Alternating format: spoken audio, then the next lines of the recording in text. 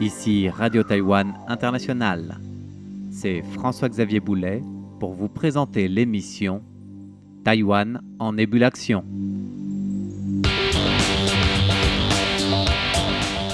Imaginez la situation suivante, commune à tous ou presque du reste. Qui, parmi nous, n'a pas déjà fait cette expérience similaire d'oublier, une fois devant le médecin, ce qu'il voulait lui dire, lui décrire avec précision comme symptôme, lui poser comme question.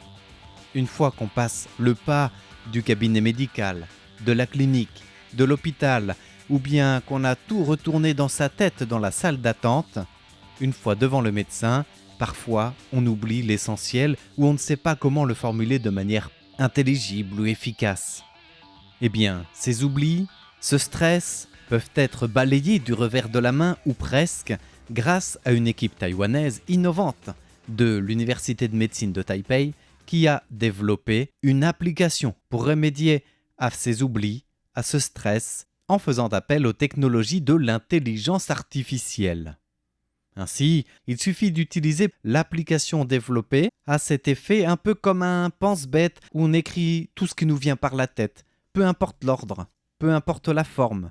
Car justement, c'est là que ce gestionnaire de cas spécial par l'intelligence artificielle vient nous aider à organiser les notes pour en dresser une sorte de liste cohérente de questions médicales ou autres aspects issus de ce petit pense-bête amélioré, intelligent en fait, puisque devenu intuitif en quelque sorte par l'intelligence artificielle générative. Alors, ce bijou de l'Université de médecine nationale de Taipei vient d'être présenté cette semaine dans le cadre de la conférence annuelle de génie biomédical en Asie-Pacifique accueillie à Taipei. Des experts en innovation biomédicale de toute la région Asie-Pacifique, depuis les États-Unis jusqu'aux pays limitrophes de Taïwan, ont discuté des politiques mondiales d'innovation médicale et du soutien aux entreprises des technologies de l'information et de la communication pour des coopérations innovantes intersectorielles au service de la médecine, y compris pour les outils à distance. Les derniers progrès et l'état actuel du développement de la médecine médicale et numérique, ou encore l'application de la science des données et de l'intelligence artificielle, la surveillance de santé et l'utilisation de biocapteurs étaient tout autant de thématiques abordées et présentées lors de cette conférence annuelle. Mais ce qui nous intéresse surtout aujourd'hui, c'est donc la présentation d'une nouvelle application d'aide aux patients pour rédiger, exprimer et ordonner les différentes informations à communiquer en temps et en heure ou même après coup aux médecins, et ce pour une meilleure prise en charge. Li Youchuan, qui est professeur émérite à l'Institut d'information médicale de l'Université de médecine de Taipei et qui est aussi fondateur de eShow Technology, a présenté ce dernier petit bijou dans le cadre de son sujet « Quand l'innovation biomédicale rencontre l'intelligence artificielle générative », en expliquant justement le cas de cette application pratique de l'intelligence artificielle dans l'innovation biomédicale au service du patient rien qu'avec un smartphone.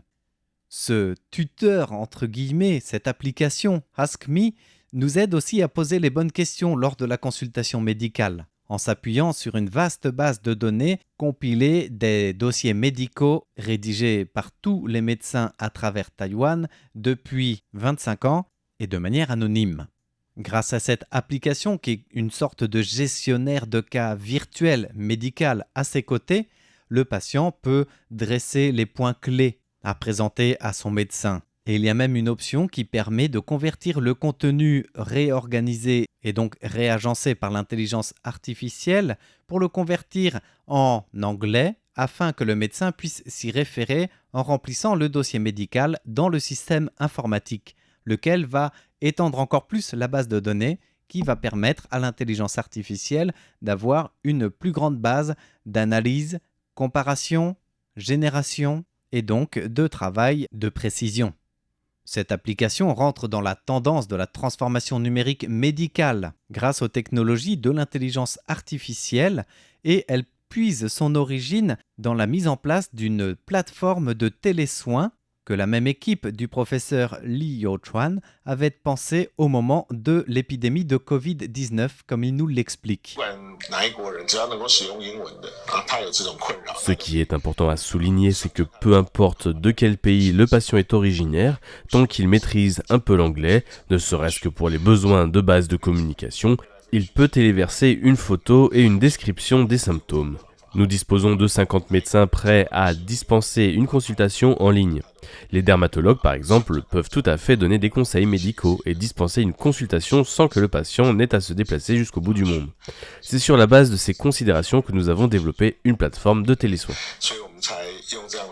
Cette plateforme de télésoins n'est pas seulement réservée à Taïwan, puisque la connexion virtuelle permet de dépasser les frontières physiques, a rapidement fait ses preuves, si bien que c'est vraiment dans ce domaine de la télémédecine que s'est orientée la suite du travail en lien avec la technologie innovante, la biomédecine, à l'exemple de l'approche de dermatologie que nous détaille le professeur Li Youchuan.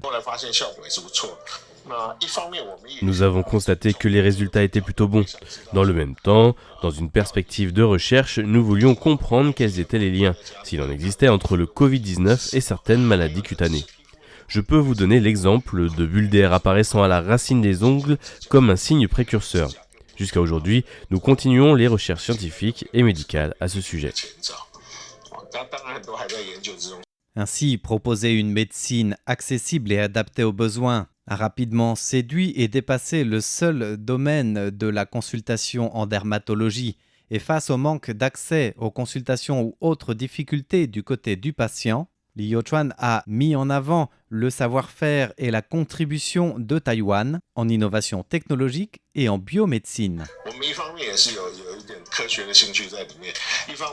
Il existe bien évidemment d'autres raisons qui nous ont incités à mettre en place cette plateforme de télésoins. D'une part, nous avons des intérêts scientifiques liés à la recherche. Mais en même temps, nous souhaitions surtout répondre à notre mission de service médical public. Par cette plateforme anglophone internationale, nous montrons aussi au monde entier que Taïwan dispose des ressources nécessaires pour apporter sa contribution au monde. Même sans pouvoir prendre part à l'OMS, nous sommes capables d'offrir une aide et des services médicaux à la communauté internationale. Dans certains pays, l'accès aux soins est plus difficile et onéreux qu'à Taïwan. Grâce à cette plateforme, ils peuvent ainsi avoir un premier avis, une première consultation médicale selon leurs besoins.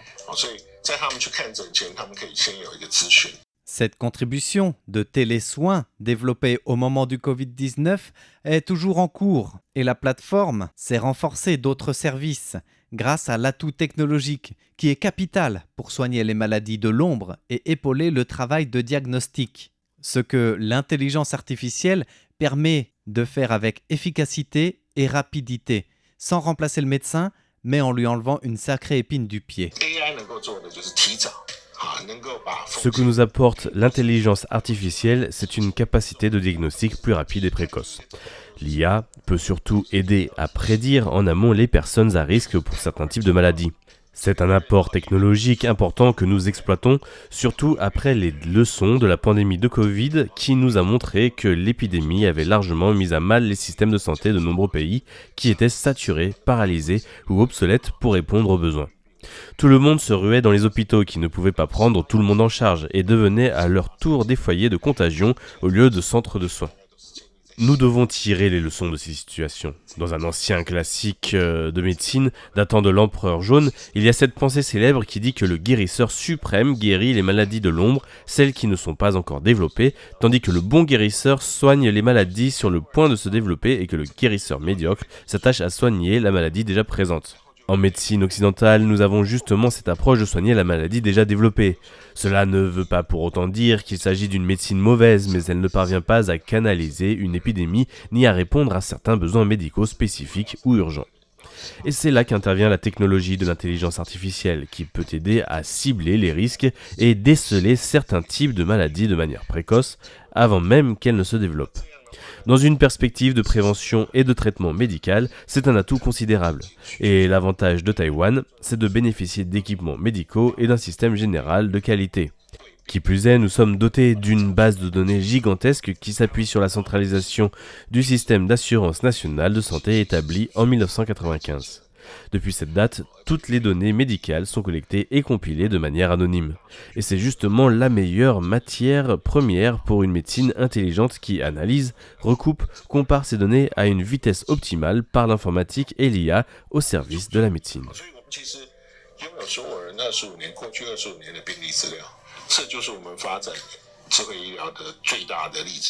Et le nouveau développement de cette plateforme, c'est donc l'application qui permet maintenant aux patients de mieux formuler, reformuler ou même aiguiller ses questions avant une consultation médicale. Et bien voilà pour la nouvelle contribution dans le domaine de la technologie biomédicale qui vous était présentée par François-Xavier Boulet pour Radio Taïwan International.